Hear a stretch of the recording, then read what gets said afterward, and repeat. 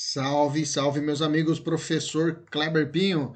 Começando mais uma aula de hoje. Hoje vamos trabalhar questões discursivas e resolução de peça para o exame de ordem, né? Principalmente o exame de ordem segunda fase, e também para aí o concurso da Defensoria Pública, que é bem equivalente ao exame de ordem. Beleza? Tranquilo? Saudação aos nossos alunos da mentoria, sejam todos bem-vindos. Vou começar a aula, vamos lá. Primeiro de tudo, ficar atento, né? Pega seu VAD aí, deixa já engatilhado, vamos fatiar cada bloquinho e tentar entender qual que é a ideia do examinador, tá? Vamos lá, ele diz assim, que em 26 de outubro de 2011, após o expediente Márcio, contando a época com 68 anos de idade, 60 anos de idade, bom, se esse cara tem 68 anos de idade, tá? Se ele tem 68 anos de idade, dá para você prospectar que esse cara, por tempo da sentença, ele vai ter mais de 70. Você não concorda comigo? Fique atento com isso. Então, isso aqui é uma informação que você vai deixar guardadinho no seu material. Por quê? Se o sujeito ele é maior de 70 na data da sentença, e se ele, na data do fato, ele tem, se ele é menor de 21 e maior de 18, nós sabemos que tem uma prescrição contada pela metade e ele ganha um benefício da atenuante do artigo 65. Então, tem dois benefícios: a prescrição pela metade e a atenuante 65. Beleza? Do artigo 65. Vamos ver se aplica esse caso, mas já deixei anotado aqui. Sai dos colegas para comemorar o sucesso das vendas naquele mês e sua escolha como o melhor funcionário do período. Ao chegarem ao bar, Márcio entregou a chave de seu carro aos colegas, alertando que iria beber até embriagar e cair, beleza? Então ele falou que ia beber até cair no chão. Quando a pessoa, digamos assim, não continuei lendo, tá? Só estou raciocinando.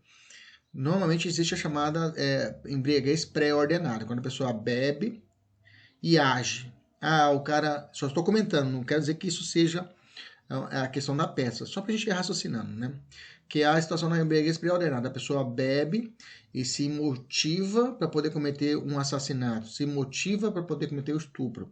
É a chamada embriaguez pré-ordenada. Embriaguez, para o direito penal, é pau. O cara vai responder de forma mais agravada. A única embriaguez que pode gerar uma absolvição é a embriaguez causada por caso fortuito por caso fortuito, né? Embriaguez por advém caso fortuito ou força maior, em que a pessoa ela fica completa e não sabia que está embriagada.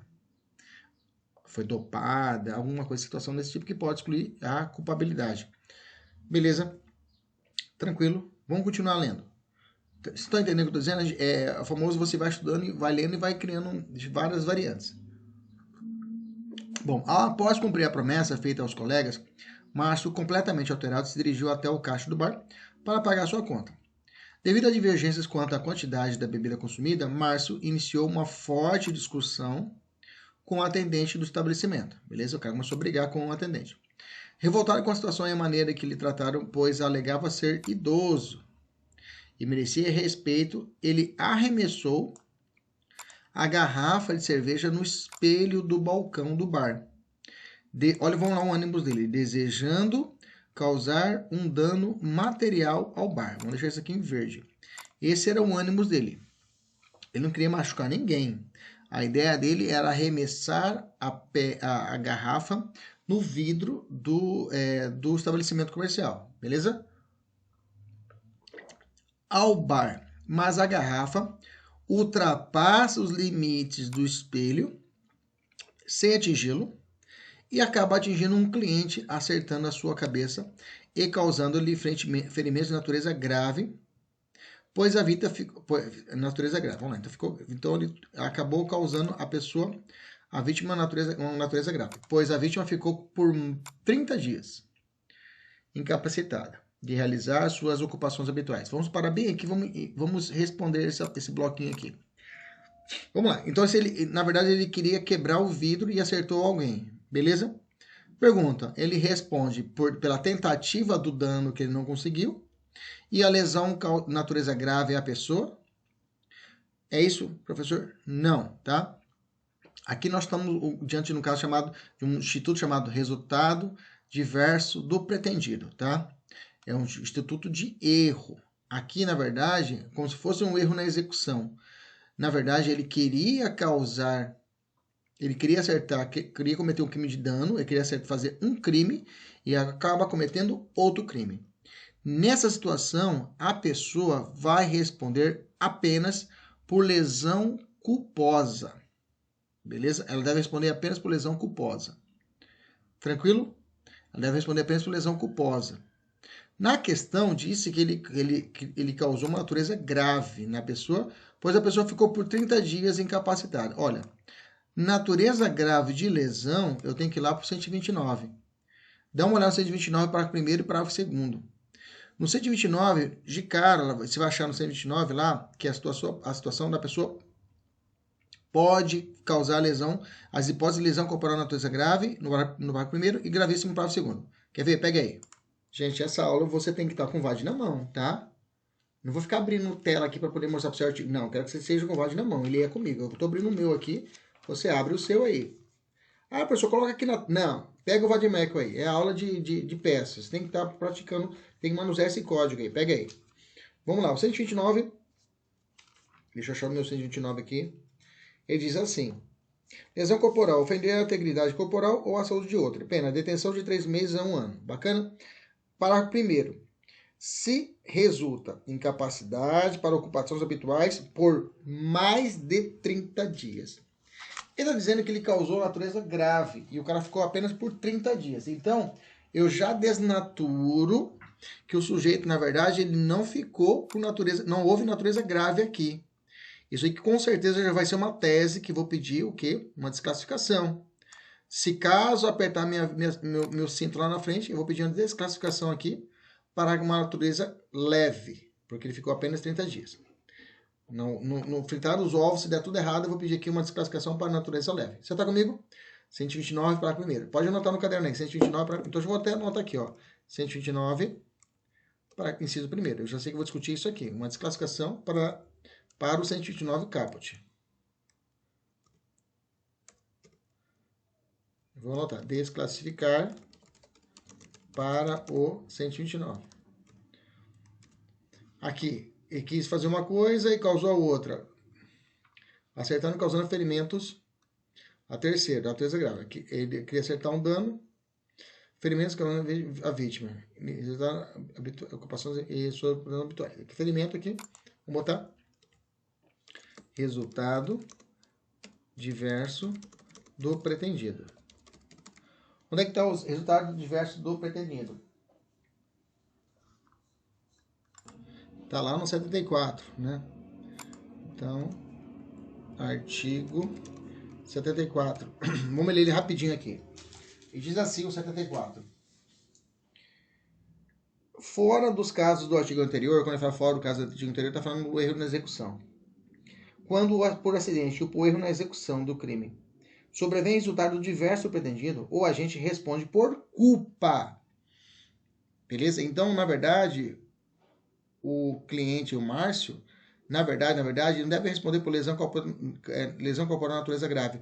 Ele tem que responder apenas por lesão corporal culposa. É isso que a gente vai pedir. Entendeu? A desclassificação para que ocorra a responsabilidade de lesão corporal culposa. Bacana? A gente tem mais ou menos uma tese central nossa aqui. Se o fato é previsto como crime culposo, se ocorre também o resultado pretendido, aplica-se a regra de 70.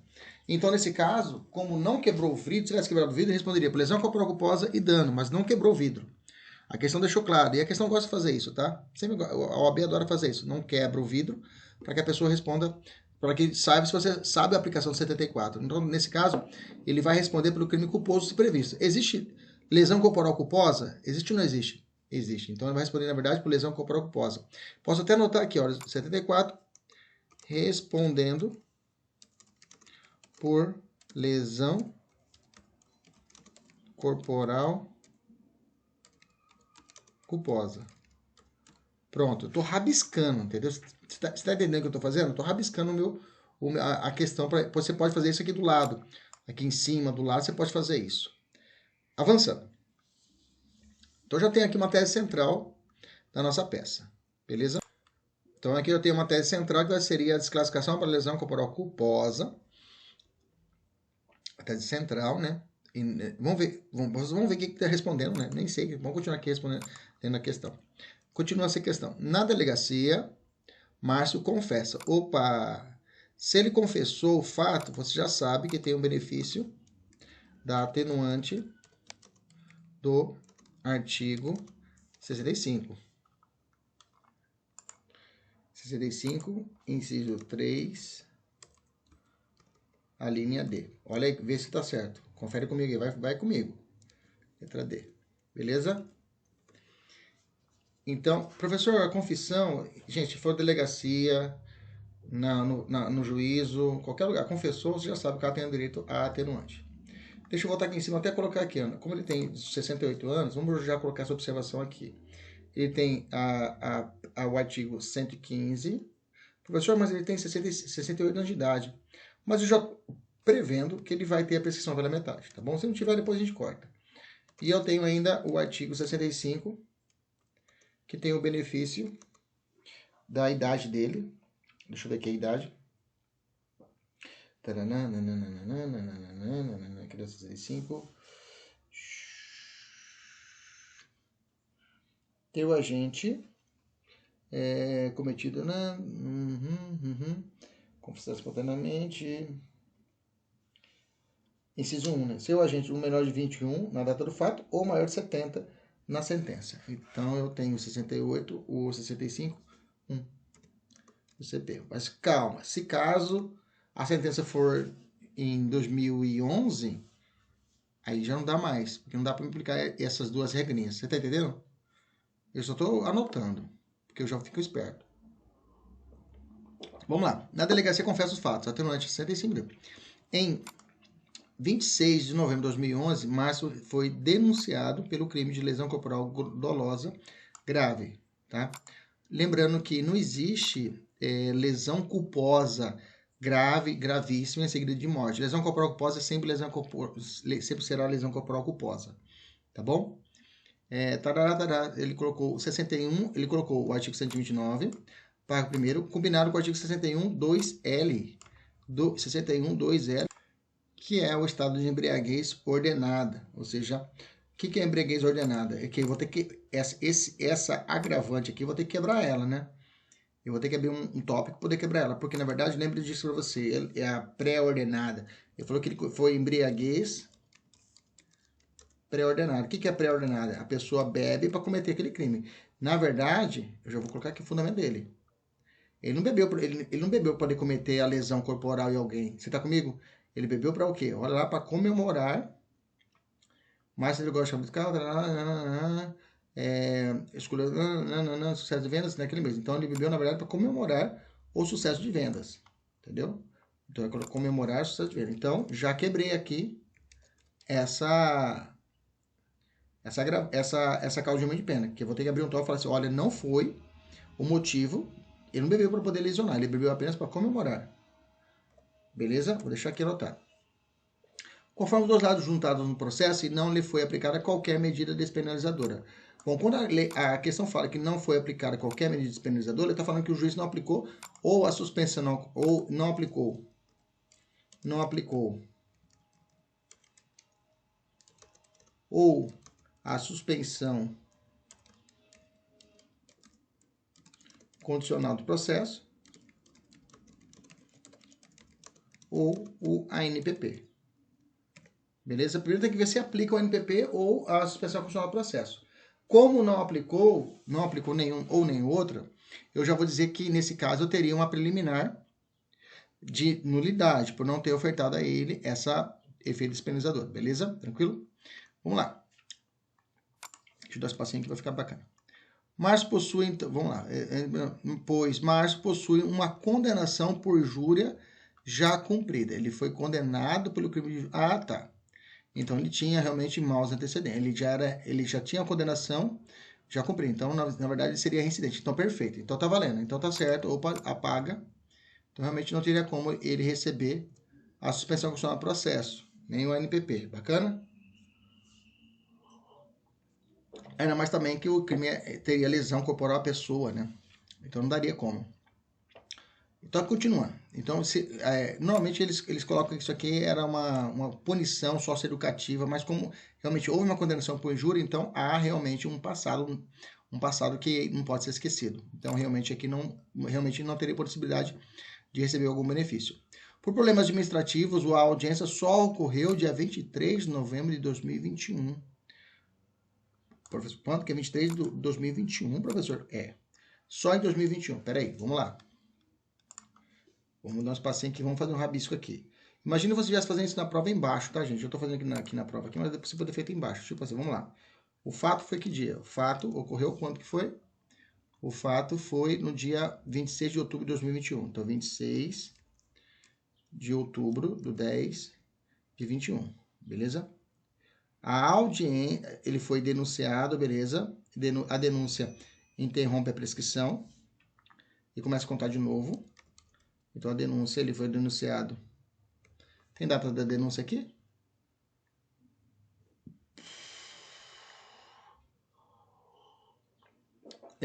Não tem data da denúncia, né? Não tem data da denúncia. Foi 26, pode pedir de contato, não tem a data da denúncia. Tudo bem. Eu só sei que a audiência só foi acontecer dia 23 de novembro de 2021. 23 de novembro.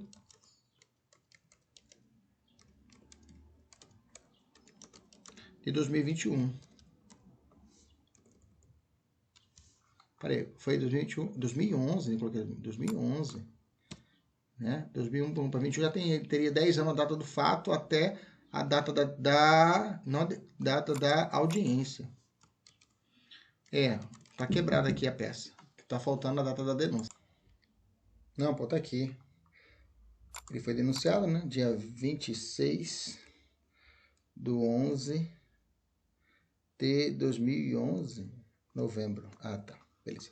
Então, ele foi denunciado dia 23 de 11 de 2011. Então, tá. Entre a data da denúncia. Porque, assim, a prescrição eu vejo primeiro do fato até a denúncia. Aí eu vejo se já completou o prazo prescricional. Ah, não completou? Eu interrompo ela. A partir da denúncia recebida, eu interrompo. E daqui eu começo a contar um novo prazo prescricional até a sentença, beleza? Ou até, se fosse caso, a sentença de pronúncia, né? Decisão de pronúncia. Mas estamos tratando de lesão corporal, é crime contra contra a incolumidade física, né? Então, é crime contra a pessoa, mas não é crime contra a vida. Então, ele vai até a sentença, que é a próxima marco interruptivo. Mas temos que, entre a data da denúncia e a data da audiência, já se passaram quanto tempo? 26 do 11, deixou certinho. 11 foi em 2011, 2021, ou seja, já tinha se passado o quê? 10 anos, não, 26, né? 26 do 11. Então, se passaram aqui 11 meses, né? 11 meses e 26, 23, 28, 29, 30, 27 dias, né? 11 meses e 27 dias. Beleza? Tranquilo, porque já tinha dado dia 23, 26, 23 e 26 do 11, um cálculo, assim, geralzão. 11 meses e 27... 11 meses não, 11 anos. 11 anos. Oh, meu Deus. Oh, meu Deus. 9 anos, chamando. Vamos lá. A madrugada é complicado. Vamos lá. 9 anos, ok. Que não deu 10 anos ainda. Aí eu tenho 9 anos. 11 meses e 23 dias. Isso, beleza? 11 anos, 11 meses e 23 dias. Bacana? Tranquilo? Acho que é isso. É isso. 11 anos, 12 meses e 23 dias que se passou da denúncia até ao dia da audiência. Bom, ainda não sei que peça que é essa, né? Mas vamos lá. E durante a sua realização, ou seja, da audiência, o juiz preferiu primeiro, em primeiro ato, ouvir Márcio. Opa, não pode, né? Aqui eu tenho um cerceamento de defesa, uma preliminar. Violando artigo 5º, inciso LV, né? E posso colocar também no o LIV e o LV. Então, onde da nossa Constituição Federal de 88. Eu também que eu vejo que ele violou também o artigo 400 do CPP. O 400 estabelece o rito da audiência, tá? E o réu sempre deve ser o último a ser ouvido, tá? Isso para qualquer processo, até para drogas, em que a lei mesmo determina que ele seria, digamos assim, na lei de droga fala que ele tem que ser o primeiro do ato no processo. Na lei de droga fala isso, a lei fala isso. Mas você vai aplicar o 400 CPP. Bacana? Beleza? Tranquilo. Vamos avançar então a esse respeito. Vamos ver o que mais que eu tenho. Então, eu já tenho uma preliminar aqui, eu tenho tese de mérito, eu tenho uma preliminar, eu tenho a prescrição, que eu vou falar de indicar já. Prescrição por quê? Peraí, vamos desmistificar aqui. Qual a lesão corporal que ele está respondendo, né? Lesão corporal de natureza culposa. Então, eu vou jogar essa pena máxima da lesão corporal culposa lá no artigo 109 e vou descobrir a pena. Beleza? Tranquilo? Quando eu for desenvolver aqui a peça, a gente já trata disso. Então, eu vou quebrar o 129 dele e vou jogar lá no artigo 109 do Código Penal. E vou dizer quanto tempo que o menino tem de pena para que eu possa dizer isso. E depois eu vou aplicar o 115, que é o 115 pelo fato de que a prescrição tem que contar pela metade, porque na data do fato ele tinha 68, na data da audiência ele já tem 9 anos, esse cara tá 9 anos e tá com 68, põe mais 9 anos aí na conta desse sujeito, tá com 70, ela vai fumaça, né? 79 seria 68, mas mas é bom de conta aí, professor. Então esse cara vai estar com 77 anos, né? Vai estar hoje com 77 anos na data da audiência, 77 anos. Então, ele vai estar mais de 70 anos na data de sentença. Então, esse cara ganha o brinde, o prêmio do 115 e do 65 do CP. Então, já sei que vou ter que falar disso lá na frente na peça, beleza? Isso é chamado chuva de ideias, viu, gente? Estou rabiscando várias coisas, agora vamos ter que ordenar essa bagunça toda. Vamos lá. E durante a realização da audiência, o juiz para otimizar o trabalho, o juiz indeferiu as testemunhas de defesa, alegando já estar com o seu entendimento formulado com os laudos e depoimentos realizados na investigação criminal. Opa, o cara indeferir testemunha. Só por causa disso aqui não pode. Aí eu vou alegar também o quê? O ser sem a minha defesa e posso colocar também o 400, não tem problema nenhum, tá? Eu posso colocar aqui também o ser sem a minha defesa. Então eu tenho aqui já duas preliminares. Encerrada a audiência no mesmo dia, o magistrado oferta para encerrar a audiência no mesmo dia, ou o magistrado oferta às partes, no prazo legal, a oportunidade para apresentar suas manifestações finais escritas. Opa, cantou a pedra. Qual a peça? Alegações finais. Beleza? Diante disso, apresente você, como advogado Márcio, a peça competente, dando à peça o último dia do prazo. Tá, então ele tem que ver o dia da audiência. O dia da audiência foi dia 23 de novembro? Tá. Então, vamos colocar aqui, 23 de novembro. Que dia que foi a audiência? Dia 23 de novembro foi numa terça, né? Terça. Então, se eu fui à audiência, se eu sair da audiência intimado, então o primeiro dia do prazo vai contar onde? Na quarta. Então, quarta, aí vai. Quarta, dia 24 de novembro. Daqui para frente eu conto 5 dias. Quarta, quinta, sexta, sábado, domingo. O prazo cai no domingo, perfeito? Mas nós sabemos que prorroga primeiro dia útil subsequente, ou seja, segunda. Então, se a quarta é 24, 25, 26, 27, 28, dia 29 é o prazo final dessa peça. 29 de novembro de 2021. Como a lei não falou, como a questão não disse que era feriado, qualquer coisa assim, então é isso aí. Nossa, bastante rabiscado, né? Mas sei que você tem que fazer a sua peça, bem rabiscando bastante. Então vamos lá. Então vamos ordenar, vamos resolver agora construir a peça, montar a peça. A peça é uma peça de alegações finais. Vamos descer aqui embaixo. É uma peça de alegações finais, artigo 403 do Código Penal. Para onde que vai essa a peça? A peça vai para a vara criminal. O professor falou onde foi o local do crime? Não. O professor falou qual que foi o juízo competente que está julgando a causa? Também não. Então, eu vou direcionar a minha peça ao excelentíssimo senhor doutor juiz de direito. Vou colocar excelentíssimo senhor doutor juiz, excelentíssimo senhor doutor de direito da espaço vara criminal da comarca de espaço ponto. Beleza? Uma linha só para fazer isso. Coloca normalmente em caixa alta para ficar legal, tá? Fica bem destacado. Você também pode colocar ao juízo, tá? Ao juízo da espacinho vara criminal. Não tem nenhum problema, tá? Isso aqui é uma adaptação realizada pelo CPC em 2015, onde as petições devem ser direcionadas ao juiz e não ao juiz, tá bom?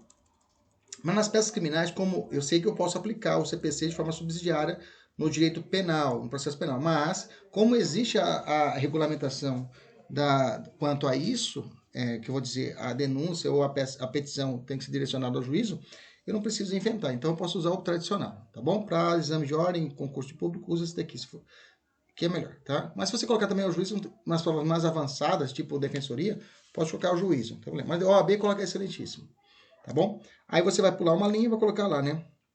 Autos, né? Número, tá? Pula uma linha e começa aqui.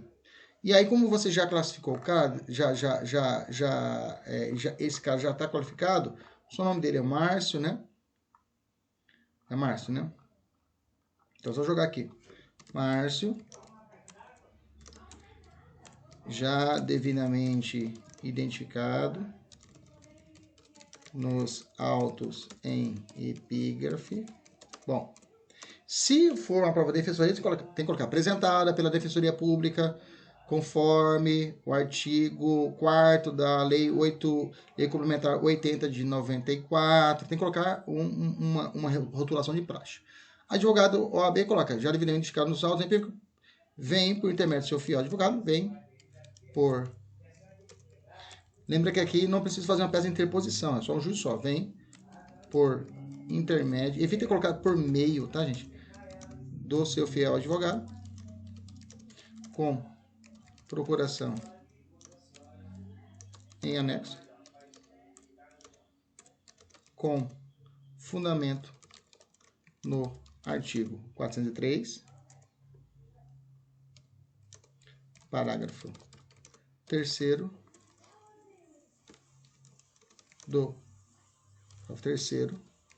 do CPP. Na primeira, coloca por completo, tá? Essa aqui é assim, prova mais avançada. O OAB pode colocar o CPP, tá? Código, prova mais avançada, coloca completo, processual. Aí nos próximos, você pode colocar abreviado.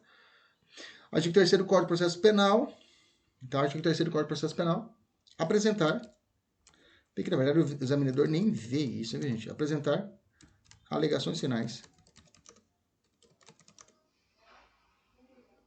por memoriais ou por memoriais.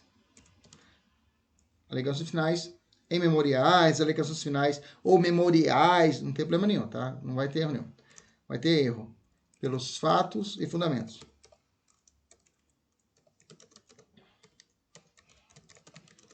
Que passo a narrar. Beleza? Aí o primeiro tópico sempre é os dos fatos, fundamentação fática. Se for defensoria, tem que colocar alguns elementos iniciais, colocar aqui justiça gratuita e alguns dados. Para a OAB, não. Dois fatos. O que eu vou dizer nos fatos? O que eu vou dizer aqui? Eu vou fazer um pequeno resumo. Vou colocar aqui, Márcio foi denunciado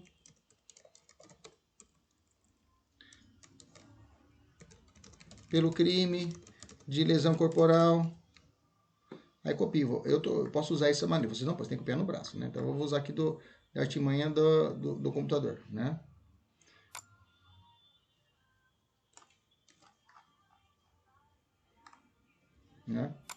Lesão corporal. Vou colocar aqui. Lesão corporal. Grave. Artigo 129. Combinado com a circunstância agravante da embriaguez ordenada.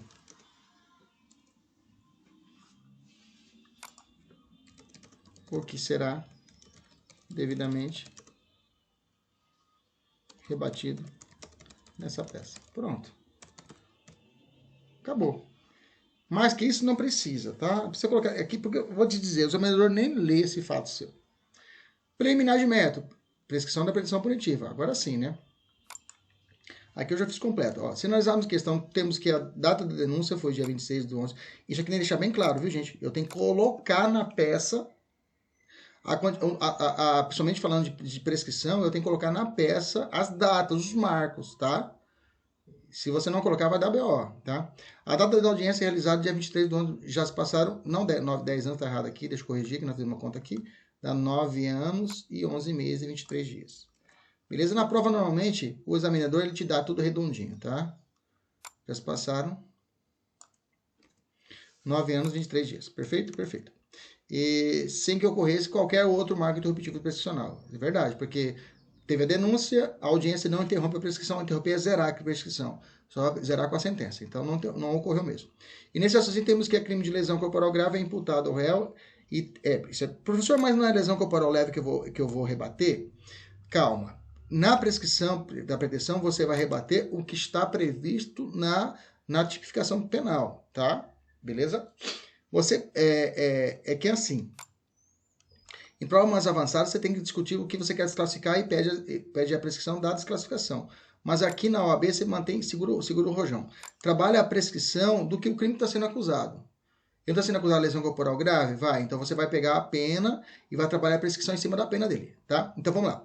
Então, esse raciocínio que a lesão corporal grave, que é imputada ao réu, tem pena máxima de 5 anos. É isso mesmo. Se você ler lá o 129, para primeiro, né? Para primeiro vai trazer a pena máxima de 5 anos. Vamos lá no 129.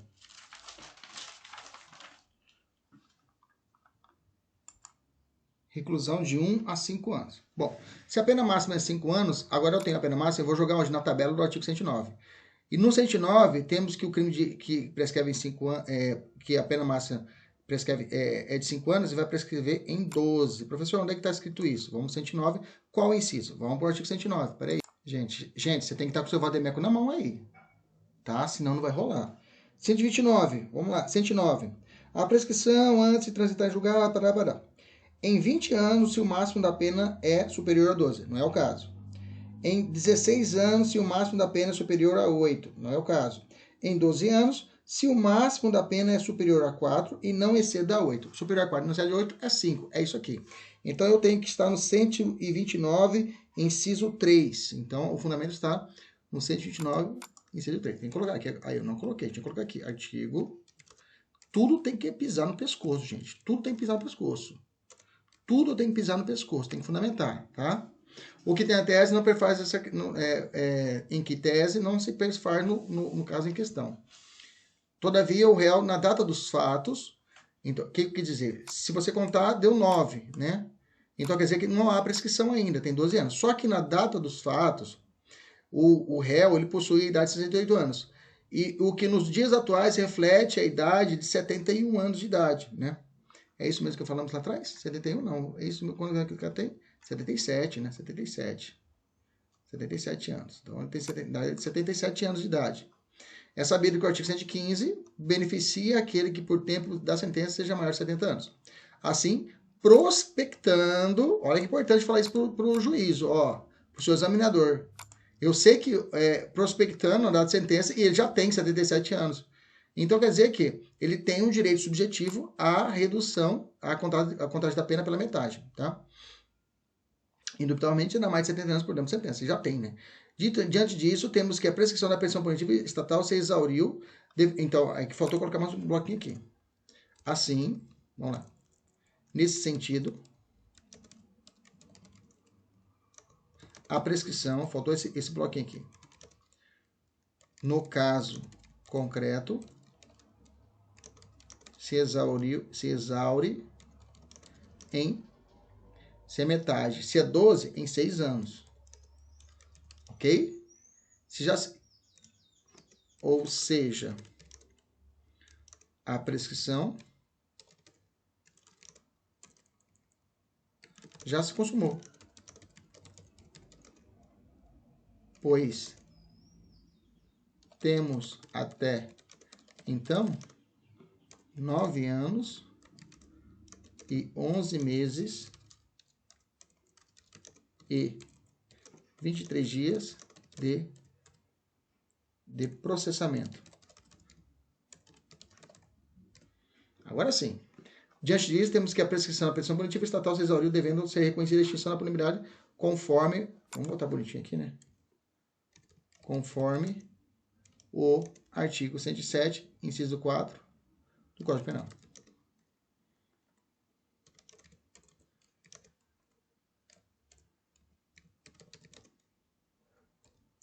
Beleza? Tranquilo?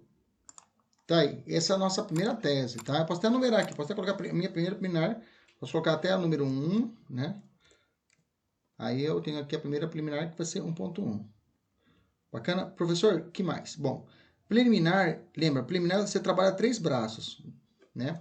Você trabalha, lembra, só para rabiscar aqui, tá? Depois eu apago. Por que eu trabalho preliminar? Sempre você se procura extinção da punibilidade, sempre você procura extinção da punibilidade. Onde é que eu acho isso? Artigo 107.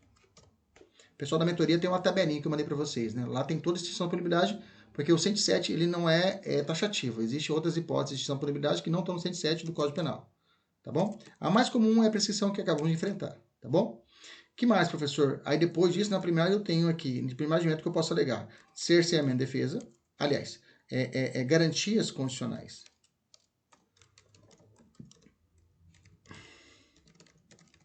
E aí eu vou dividir aqui em 2 partes, prova ilícita,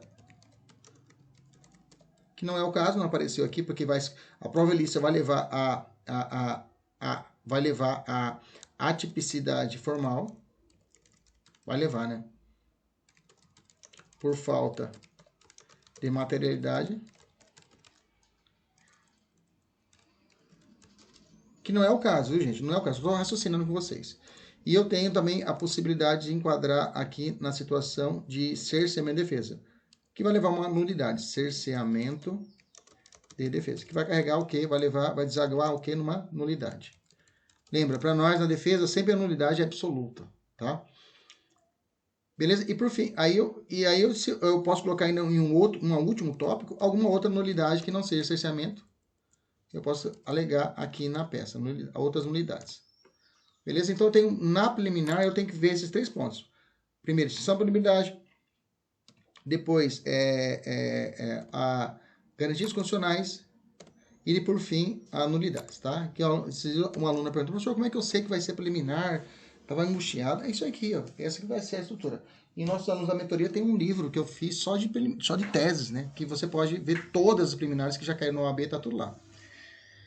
Beleza, prescrição então fechamos. Que mais? Cerceamento de defesa pela inversão do rito da audiência, verdade.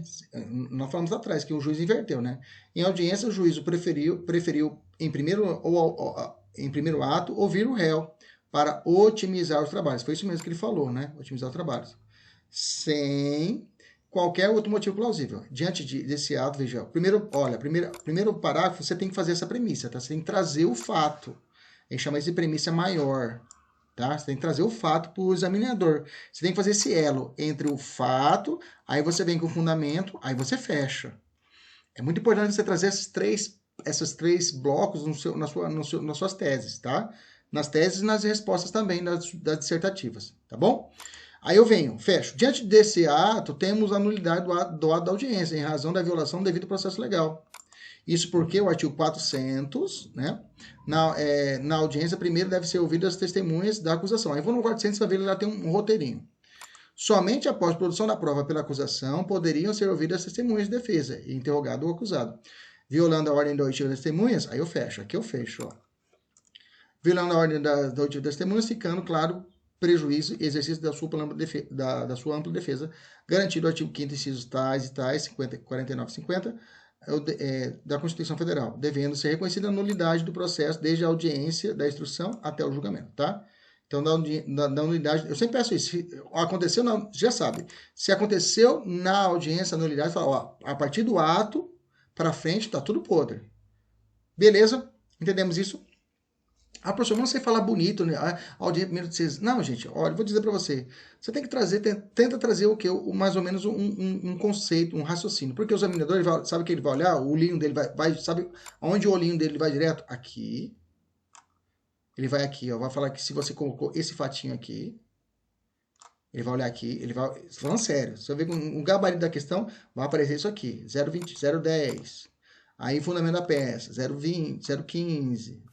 né? Inverteu, depois violando assim a ordem violando a ordem da oitiva testemunha. Isso aqui são palavras-chave, tá? Nesse caso, ampla defesa e o contraditório. Aqui ele vai olhar com força. Pronto, essas são as palavras-chave. Nulidade do processo, desde a audiência. Tá aqui, ó. Se você escrever o que está em amarelo, só o que está amarelo aqui, eu falo que você pontua. Bacana? Vamos avançar. Testemunha de defesa em deferimento das testemunhas de defesa, tá? É saber que o juiz, no exercício da análise das provas, tem o poder de indeferir aquelas consideradas irrelevantes. Isso fala, 111, fala o segundo CPP. Isso aqui não precisava colocar, tá? Eu coloquei só para poder enfeitar. Todavia, o fundamento dado pelo magistrado para indeferimento foi que o seu entendimento, porque isso é verdade, eu fundamentei dizendo, não foi tão errado que eu coloquei. Porque eu falei o seguinte, que o juiz pode, eu falei, o parágrafo 2º do 411 fala, o juiz pode indeferir as impertinentes e protelatórias. Só que o fundamento que colocou na questão foi que ele falou que depoimento realizado pelo termo investigação criminal. Então, eu já sabia, ele estava ele tinha um entendimento formado porque foi estabelecido na investigação criminal. Opa, peraí. E aí você tem que botar um 155 na testa dele. Peraí, 155 fala o seguinte, no artigo 155 do CPP, ele vai dizer o seguinte, que o juiz não pode fundamentar sua decisão fundamentado exclusivamente em elementos formativos. Elementos de formação não é prova, tá? Elementos de formação não é prova. Aquilo que é colhido no inquérito policial não é prova, é elementos formativos. Então o juiz não pode, é vedado ele fundamentar a sua decisão somente nos elementos formativos. Bacana? Beleza? Então tinha que falar isso, tinha que botar. O examinador com certeza ia olhar aqui 155. Ia falar isso aqui. Se você. Eu vejo, até transcrevi aqui na questão, porque eu sei que ia pontuar. Ocorre que no caso concreto, o ato de todas as testemunhas de defesa fundado em convencimento formado por elementos da investigação, o magistrado violou o preceito constitucional da ampla defesa contraditória, e vou de novo, 49,50, devendo ser reconhecida nulidade da questão em si. Pronto, fechei. 3 teses de preliminar. É o padrão, tá? É o padrão das exames de ordem, tá? Trazer pelo menos 3 preliminares para você fazer, tá bom? Avançando o mérito. Bom, no mérito, primeira coisa que eu tinha que analisar, né? Se tinha alguma excludente de tipicidade nesse caso. Porque quando ocorreu uma excludente de tipicidade, professor, a embriaguez foi... Não teve nenhuma situação de excludente de tipicidade, né? A materialidade, a autoria, nesse caso, a tipicidade formal, o crime existiu, queiram que ele existiu, o crime não existiu, a lesão, a tipicidade formal, não se aplica em significância aqui, então não há tipicidade material. Daí eu vou pular para o quê? A excludente de licitudes, ele agiu em legítima defesa? Está em necessidade? Também não, professor. Então eu vou para a culpabilidade. A embriaguez dele foi completa? A embriaguez foi completa advindo caso fortuito e força maior? Ele não sabia que estava bebendo e bebeu? Não, professor, ele sabia. Pô, então tá fora, então. Então não tem nenhuma tese central daquelas clássicas, tipicidade, ilicitude e culpabilidade. Não tem como excluir essas teses. Então eu vou já vou descer para uma última, antes de entrar na dosimetria da pena, que é a desclassificação. Tá entendendo meu raciocínio? Na desclassificação, a primeira coisa. Aí foi bom a gente ter rabiscado lá em cima. Como nós estamos tratando de um resultado diverso do pretendido, ele tem que responder por crime doloso, culposo, nós falamos lá atrás, artigo 74. Bom, agora eu vou usar essa tese aqui. Beleza? Eu coloquei aqui, rabisquei mais ou menos. Aí eu posso colocar no tópico 2. Professor, tem que colocar esses tópicos? Coloca, tá? Coloca o tópico. Porque você vai ajudar a vida do seu examinador. Vai por mim, tá bom? Devido a divergências quanto à quantidade de bebida consumada, Márcio iniciou uma forte discussão com o atendente do estabelecimento. Revoltado com a situação e a maneira que trataram... Isso aqui é tudo que eu copiei lá no texto. Estou repetindo só. Com a situação e a maneira que tratava, pois alegava ser idoso e merecia respeito. Arremessou a garrafa de cerveja no espelho do balcão, desejando causar um dano material ao bar. Beleza? Repetir, mas deixei bem claro aqui, qual é o ânimos dele. Isso aqui é importante. Isso aqui o examinador vai bater o olho também. Percebendo claramente que o ânimos de Márcio não é lesionar. Opa, que bonito, hein? E sim causar dano ao estabelecimento. Perfeito, ao raciocínio. Mas a garrafa ultrapassa limites, sem atingir causar um cliente acertando causando lesão corporal. Beleza. O direito penal reconhece, dentre as diversas hipóteses de erro acidental, o chamado aberratio delictis, ou aberratio criminis também, ou resultado diverso do pretendido. Aí o restante eu copio o 74, onde, por acidente ou erro na execução no crime, sobrevém esse resultado diverso do pretendido. Todavia, a política criminal estabelece, 74, estabelece que o agente responde por culpa se o fato é previsto como crime culposo. Se ocorre também o estado adverso pretendido, aplica-se a regra 70 do Código Penal. Ou seja, se ele quebrasse o vidro, responderia pelo vidro quebrado e pela lesão corporal culposa, mas não foi o caso. Só não conseguiu quebrar o vidro, lembra disso? Como ocorreu apenas uma lesão, apenas um resultado, temos que investigar se o crime prevê a forma culposa, tá? E aplica-se ao réu, como é o caso da lesão corporal, prevendo no parágrafo 6º a lesão corporal culposa. Perfeito. Punindo o sujeito com a detenção de 2 meses a 1 ano. Professor, para lá. Se eu estou pedindo para se classificar para lesão corporal culposa, professor, perfeito? Não é 2 meses a 1 ano? Sim ou não? Sim. Eu poderia alegar prescrição? Gente, você já alegou a prescrição lá em cima. O crime frim já alegou prescrição. Então seria redundante você pedir prescrição aqui. Não precisava, se você quisesse abrir um tópico para dar prescrição da lesão corporal culposa, poderia. Tá? Mas como já há uma tese central de prescrição, ficaria. Até que nem apareceu no gabarito essa segunda tese. Outra pergunta, eu me fala, professor, isso aqui não seria para o GCRIM? Não. Você está pedindo para desclassificar, ou seja, você está falando com o juiz daqui, dessa vara, para que ele analise, se for o caso, ele remeta para o juizado especial criminal. Porque a pena aqui é a pena de detenção de 2 meses a 1 ano. Entendeu isso? Então, na verdade, você não tem que abrir um tópico da incompetência. Não. O juízo é competente. Ele é competente para analisar e desclassificar para a culposa. E aí sim, ele reconhecendo a culposa, ele, se for o caso, remete para o juízo competente. Nesse caso, o juizado especial criminal. Beleza? Tranquilo? Dentro disso, você requer seja desclassificado. Aí, ó, simplesinho. A presente notificação passando da lesão corporal dolosa grave para a lesão corporal culposa. Pronto. Bati. Caso não seja entendimento do juízo, requer subsidiariamente, né? Bem que, na verdade, essa aqui é uma tese de desclassificação, lesão corporal culposa, é uma tese subsidiária, né? Porque, na verdade, ele vai ser condenado. A subsidiariedade é quando o seu cliente vai responder pelo crime, mas uma punição menor, tá? Mas vamos lá. Desclassificação, independente disso, vamos lá. Desclassificação da lesão corporal grave para lesão corporal dolosa simples, né?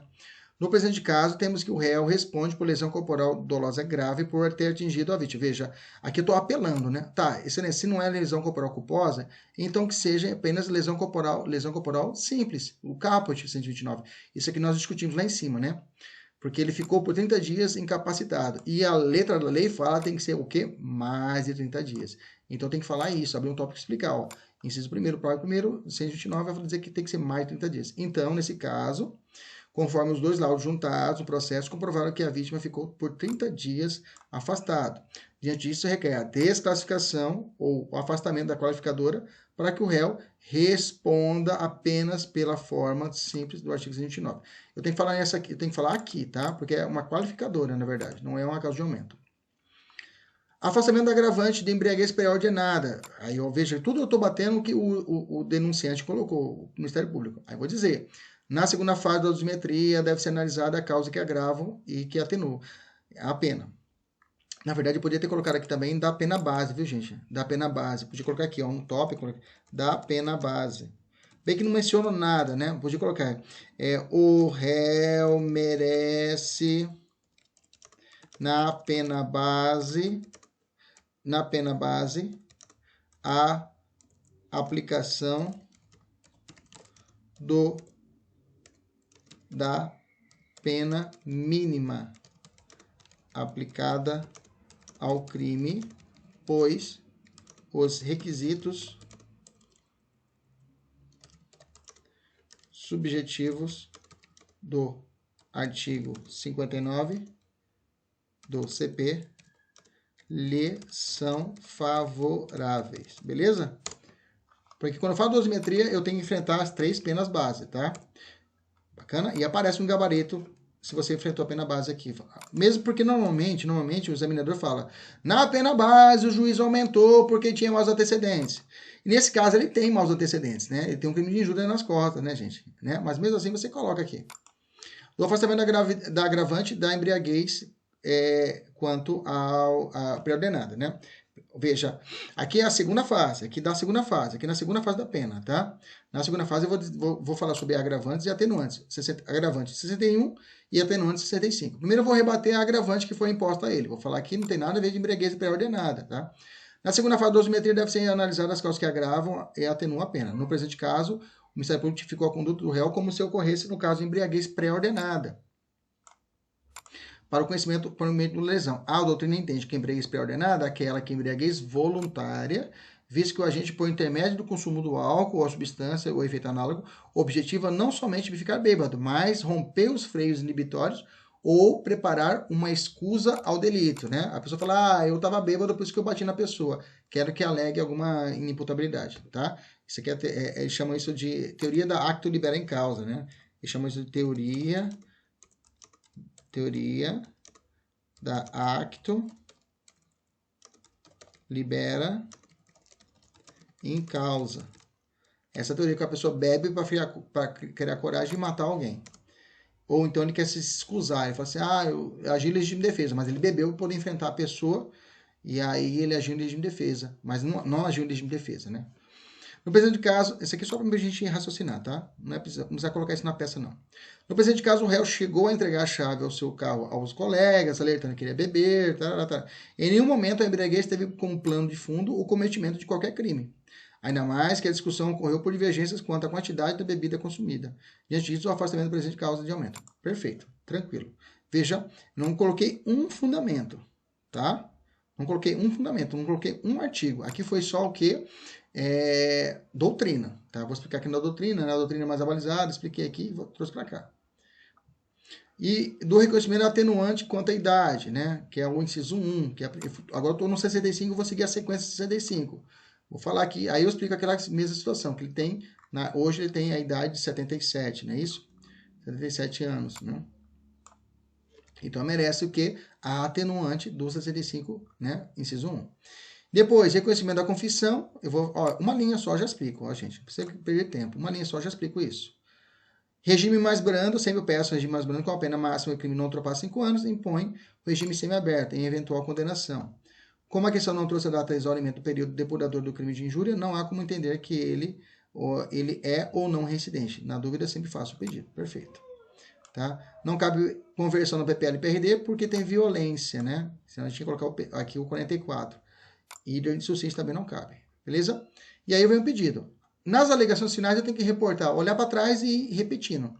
Reconhecimento da prescrição, nulidade de cessamento de defesa, nulidade de cessamento de defesa e deferimento de testemunhas, no mérito que seja desclassificada a notificação imposta passando lesão corporal grave para lesão corporal culposa, subsidiariamente, lesão corporal dolosa grave para lesão corporal simples, que seja afastada a agravante embriaguez, que seja reconhecida a atenuante quanto à idade, que seja reconhecida a confissão espontânea e que seja aplicado o regime mais brando. Bacana? Normalmente o examinador ele coloca a pontuaçãozinha para essas questões.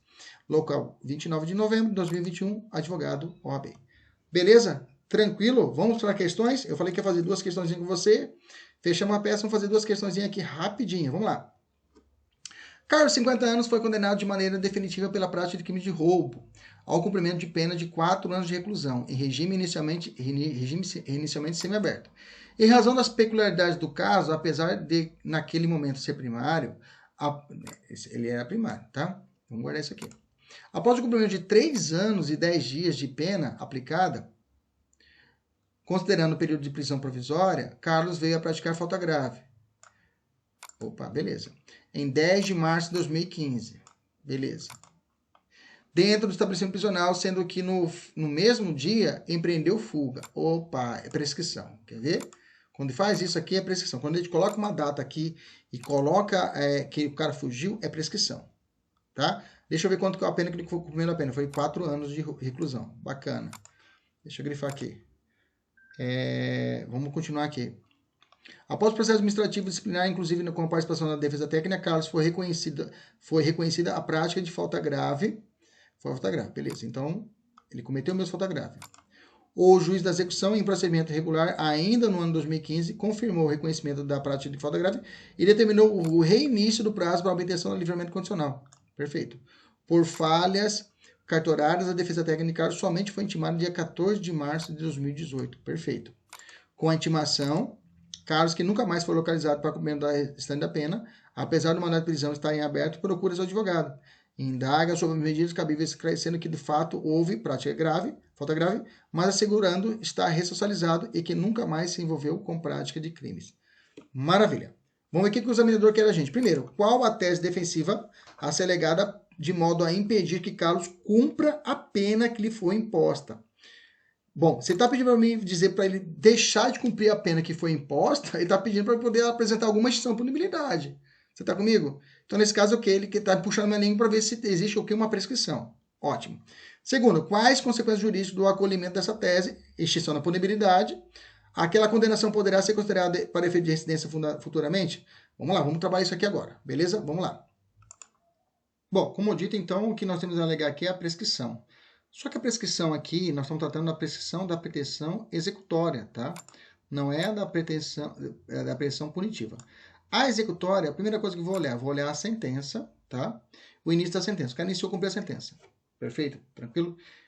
Vamos olhar o artigo 112. O artigo 112, inciso 12, fala assim, olha, a prescrição, nos casos do artigo 110, que é a executória, a prescrição começa a correr, inciso 2, do dia em que se interromper a execução. Ou seja, quando ele fugiu, nasceu para o Estado a prescrição da pretensão executória. E aí, como é que eu vou contar, professor? Eu tenho que saber como eu vou contar. Bom, vamos lá. Ele tinha cumprido 3 anos e 10 dias, não foi isso? Foi ou não foi? Foi. Se ele cumpriu 3 anos e 10 dias, qual que foi a pena? 4 anos. Então, eu tenho que restam para ele menos de 1 ano. Bacana? Menos de 1 ano. Então, se eu sei que eu tenho que, nesse caso, resta após cumprir 3 anos e 10 dias. Então, ele fugiu. Ele perdeu fuga. Ele fugiu quando? Dia 10 de março de 2015. Então, a partir daqui, apertou o start para o Estado correr atrás dele. Então, qual vai ser o marco? Porque quando acontece, quando o crime ainda está rolando, que está no processo ainda, a prescrição da pretensão punitiva, eu vejo a pena máxima abstrato. Aqui eu vejo quanto faltava a partir da interrupção, a partir de quanto faltava para ele poder cumprir. Quanto que faltava? Bom, se ele fugiu dia 10 de março, faltava aqui quanto tempo? Qual que era a pena máxima? A pena era de 4 anos. Ele cumpriu 3 anos e 10 dias.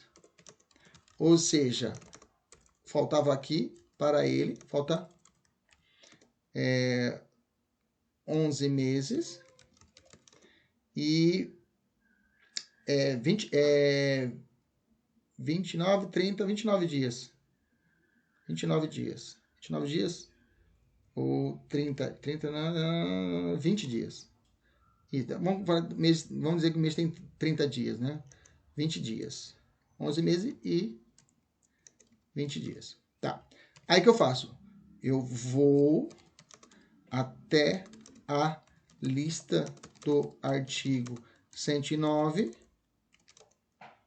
do CP e descubro o quanto resta. Vamos lá. Se você for para o 109 do CP, eu já fiz aqui, né?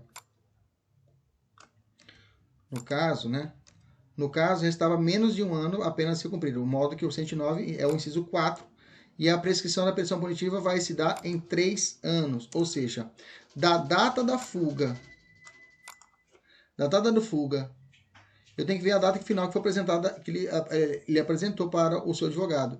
Se passaram mais de 3 anos aqui, nesse caso, já aconteceu a prescrição. Beleza? Tranquilo? Então, vou voltar aqui. Então, deixa eu só construir aqui. No caso, restava 1 ano para ser... Aqui, vamos deixar aqui.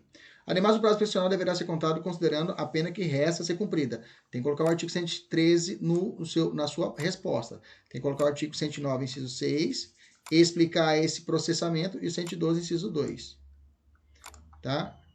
Beleza? Aí, ultrapassado o período de 3 anos, desde a interrupção do cumprimento da pena, não sendo narrada qualquer interruptiva do prazo, deveria a defesa buscar o reconhecimento da perda do Estado em executar o crime, executar a pena. Interessante que a questão coloca uma data aqui, coloca uma data de 14 de março de 2018, né?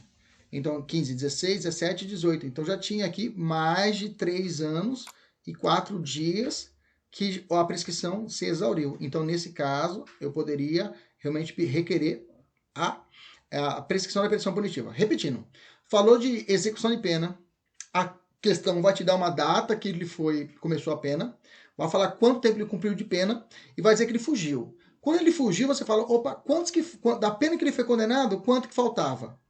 Beleza, desse valor que faltava, você corre no 109 e enquadra. Aí você descobre nos incisos quanto que é de prescrição. Aí você volta para a questão e olha qual foi a data que ele foi intimado e qual a data da fuga. Aí você faz a conta. Aqui já deu 3 anos e alguns dias. Então, nesse caso, você vai dizer o quê? Opa, ocorreu a prescrição da pretensão executória. Bacana? Beleza? Maravilha. E a letra B perguntou qual é a consequência jurídica. A consequência jurídica, nesse caso, é a extinção da punibilidade, né? De Karen. É Karen, não, é outro cara, né? O nome tá errado aqui. Só para corrigir, é Carlos, né? Karen. De Carlos, né? Na forma do artigo 107, inciso 4 do Código Penal. Além disso, considerando que a prescrição foi da prescrição punitiva, essa condenação não gerará qualquer efeito, não podendo funcionar como causa de residência ou título executivo na esfera civil. Considerando que a prescrição foi da pretensão punitiva, né? Na verdade, executória, né?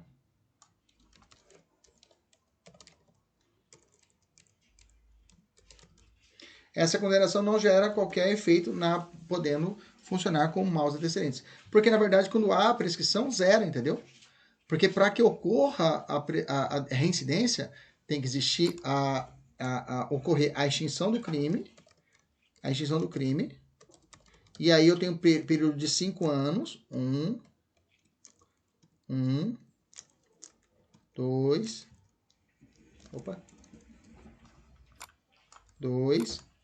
3, 4, 5. Se extinguiu o crime, ele cumpriu a pena dele que ele pagava com o Estado. No período de 5 anos, ele foi condenado por um novo crime, aí esse novo crime ele é considerado reincidente. Beleza? Mas como ocorreu a prescrição da prescrição punitiva, se extinguiu o crime pela prescrição, não houve o crime em si. Então não há que se falar em reincidência, porque não existiu tecnicamente. Entendemos isso? Bacana? Vamos evoluir, vamos para a questão 2. E aí nossa saideira. Questão 2, já estamos ultrapassando nosso horário, vamos lá. Eu queria fazer em 1 hora e foi mais. Vamos lá, porque expliquei muito. Gustavo está sendo regularmente processado perante o Tribunal do Júri da Comarca de Niterói, pela prática de crime de homicídio simples. Perfeito. Conexo ao delito de sequestro e cárcere privado. Pode acontecer isso? Pode, né? Um tribunal de júri julgar outros crimes. Por isso que é possível um latrocínio o tribunal de júri julgar, desde que o latrocínio tenha sido cometido junto com o homicídio, né? Homicídio simples conexo ao delito de sequestro e cárcere privado. Os jurados consideraram-no inocente em relação ao delito de homicídio, mas culpado em relação ao sequestro e cárcere privado. O juiz presidente, então, proferiu a respectiva sentença e, resignado, o Ministério Público interpôs apelação, sustentando que a decisão dos jurados fora manifestamente contrária aos autos, prova dos autos. A defesa, em igual modo, apelou, objetivando também a absolvição em relação ao direito de sequestro. Então, as duas partes recorreram, beleza? O Tribunal de Justiça, no julgamento, negou o provimento aos apelos, mas determinou a anulação desde o ato viciado, inclusive com base no 564, inciso 3, 1 do CPP, porque restou verificado que para a constituição do júri somente estavam presentes 14 jurados. Nesse sentido, tendo com base em informações, vamos lá. A nulidade apresentada pelo tribunal é absoluta ou relativa? A decisão do tribunal do júri está correta? Vamos lá. Presta atenção. O MP, quando ele recorreu, me responda. O MP, quando recorreu, ele falou alguma coisa sobre a quantidade de jurados? Sim ou não? Não, professor. Ele só falou que foi prova manifestamente dos autos, não foi isso? Foi. Perfeito. O Tribunal de Justiça, ele não está inventando moda? Tá. Ele inventou moda. Ele achou uma nulidade que não existia. Pode, Arnaldo? Não pode, tá? Existe súmula do STF que fala que o tribunal não pode inovar. Beleza? Então, a decisão do Tribunal de Júri foi incorreta. Professor, qual súmula?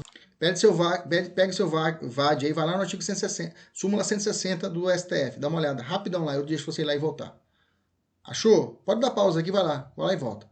Achou? 160? O que faz 160? Isso, o tribunal não pode inventar. Isso, perfeito. Tranquilo? Essa nulidade pelo tribunal é absoluta ou é relativa? Bom, a gente vai decidir sempre que ela vai ser relativa, né? Nesse caso, a nulidade dada pelo tribunal em si é absoluta, tá? Nesse sentido, para garantir os pontos relativos à questão, o examinado deve, na alternativa A, indicar que houve nulidade absoluta, por fato do tribunal, tá? No artigo 564, inciso 3, linha 1 e o 572 do CPP. Vamos procurar lá? Vamos lá no Vandemeco? Vamos lá. Faz o 564. A nulidade ocorrerá nos seguintes casos. Vamos ao 3. Por falta das formas ou dos termos seguintes. Inciso I, né? A presença de pelo menos 15 jurados para a construção do juízo. Tá certo, tá? A nulidade apresentada pelo tribunal, ela é realmente absoluta, tá? Absoluta, perfeito? Nesse caso, realmente não poderia constar menos do que 15 jurados. Ponto, né? E o 572 reafirma isso, né? As nulidades previstas no artigo 564, 3D, E, segunda parte, G, E, H, E, o inciso 4, considera-se sanadas, se não forem arguídas no tempo oportuno, e como não está aí, não está no 572, quer dizer que ela não pode ser sanada, ou seja, que ela é absoluta. Bacana? Mas eu tenho que o 160 vai dizer o seguinte: o Tribunal de Justiça não pode acolher contra o réu nulidade não aventada pela acusação em seu recurso. Quer dizer que... Mas a decisão foi favorável para o réu? Foi, mas ele foi, de uma certa forma foi, porque foi absolvido do homicídio, né? E depois foi culpado em relação ao delito de sequestro e cárcere privado. Então, de certa forma, ele foi para ele favorável. Tá? Então, o juízo não poderia aventar essa nulidade conforme a súmula 160. A segredo aqui era você apresentar a súmula 160 do STF. Bacana? Beleza? Galera, um abraço, até a próxima, se Deus quiser. Tchau, tchau.